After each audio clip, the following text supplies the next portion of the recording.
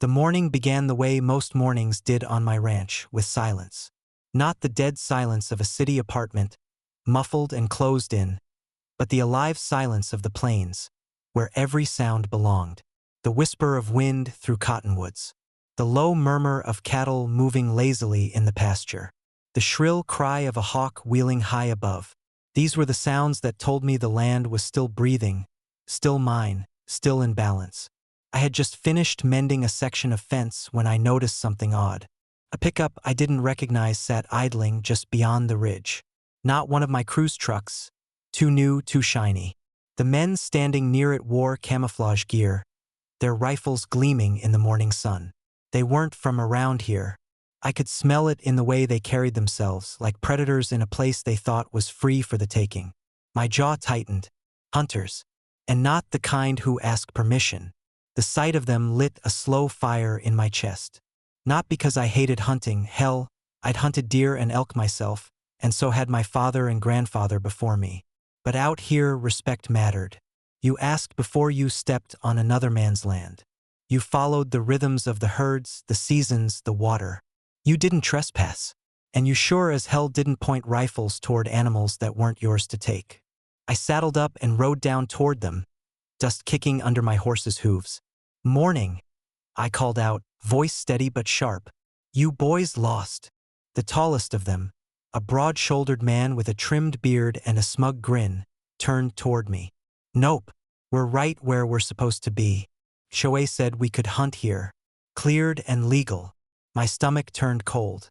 "HOA," I repeated. He nodded. "Lady in charge. Karen something. Said there's wild game on this property. Too much of it, causing problems for the neighborhood. Told us we could come thin it out.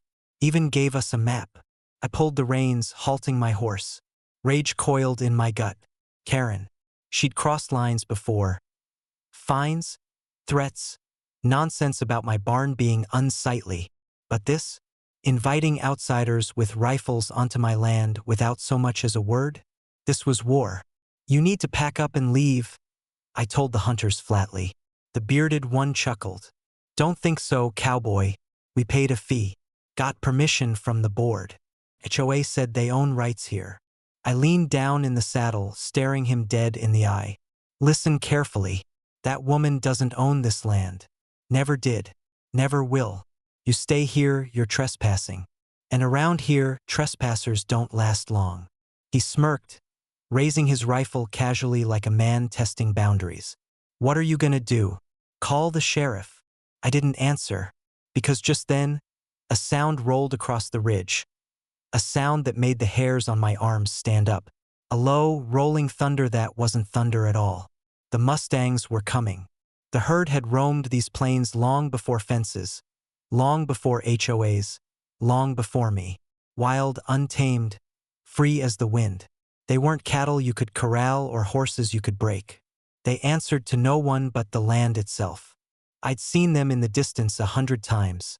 Silhouettes cresting hills, manes flying, a blur of muscle and grace. They usually kept their distance. But something in the air that morning, the smell of gun oil, the trespass, the danger, had stirred them up. The ground shook. The hunters turned, startled, as the herd appeared over the ridge like a storm given flesh. 24 Mustangs, eyes wide, nostrils flared, charging together in a wall of hooves and fury. Dust billowed around them, the sound so deafening it rattled the air in my chest. The hunters froze. One dropped his rifle. Another swore, scrambling toward the truck. I just sat tall in the saddle and let it happen. The Mustangs didn't hesitate. They swept through the clearing like a wave crashing against rocks. The hunters scattered, tripping, shouting, diving for cover. One man tried to climb into the truck, only for a stallion to slam its shoulder against the door, caving it in like it was made of tin. Another man ran for the tree line but didn't make it far before a mare cut him off, rearing high with a scream that echoed across the plains. The bearded one, the smug leader, dropped flat in the dirt, covering his head as hoofs pounded around him. His camo shirt was streaked with dust and fear. The Mustangs circled, not touching him, not striking, just driving the men back away, making it clear they weren't welcome. It wasn't random chaos.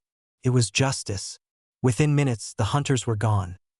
Sprinting, stumbling, abandoning their gear, leaving the truck half-ruined behind them. The Mustangs slowed, snorting, tossing their heads in triumph, then thundered off across the ridge, disappearing as quickly as they'd come. Silence returned. All that remained was dust, hoofprints, and me, watching the last of the hunters vanish into the horizon. Later that day, I found Karen waiting by my mailbox, arms crossed, face twisted with fury. "You scared off my guests," she snapped. "Do you know how much money you cost us? They paid the HOA for access. That was community revenue." I dismounted slowly, tying my horse to the fence post. "Community revenue? You mean you lined your pockets renting out land you don't own?" She flushed, but her chin lifted stubbornly. "It's all one community. Your ranch is within the boundaries of Oak Ridge Estates. That makes it our responsibility to manage the wildlife." I stepped closer, voice low, dangerous. "Karen, let me spell it out for you. You don't own this ranch. You don't control the Mustangs. You don't dictate what happens on this land. You tried to invite killers into their home, and the herd answered for me. If you ever try something like that again, it won't be just hunters running scared. It'll be you." Her lips pressed tight, eyes flashing, but she didn't reply. Not when the hoofprints were still fresh in the dirt behind me. Not when the memory of thunder still hung in the air. The HOA dropped the matter quietly after that. The hunters never came back. Word spread, stories twisted into legends. About wild horses chasing trespassers off the land. About a ranch that couldn't be touched. And Karen? She avoided me for weeks, then months. Her power chipped away by whispers she couldn't silence. Neighbors laughed behind her back, calling her the horse whisperer with a sneer. Every time she drove past the ridge, her SUV slowed, eyes darting nervously toward the open plains, as if expecting the Mustangs to return. Sometimes, at dusk, I ride out to the ridge and watch the herd. They don't linger. They never do. But when they appear, manes like fire, hooves like thunder, I tip my hat, because they remind me of something Karen will never understand. You can build fences. You can write rules. You can fine and threaten and lie, but you cannot control the wild. And when you try, the wild always answers.